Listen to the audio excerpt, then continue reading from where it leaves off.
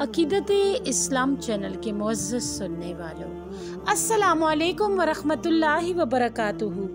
नाज़रीन इकराम, आइए आज की हदीस पाक में जानते हैं कि ग़ज़वा ओहद के मौके पर जब नबी करीम सल्लल्लाहु अलैहि वसल्लम के दंदान मुबारक शहीद हुए तो आप सल्लम ने इस मौके पर क्या फरमाया।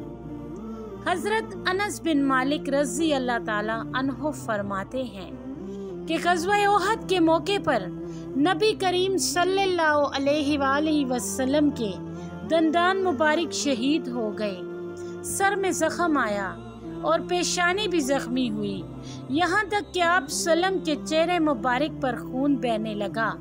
आप सल्लम ने फरमाया, वो कौम कैसे कामयाब होगी जिन्होंने अपने नबी के साथ ये कुछ किया और वो इन्हें अल्लाह की तरफ बुलाता है।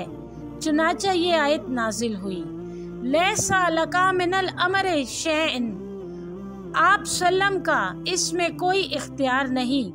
अल्लाह चाहे तो इन्हें माफ़ कर दे और चाहे तो अजाब दे।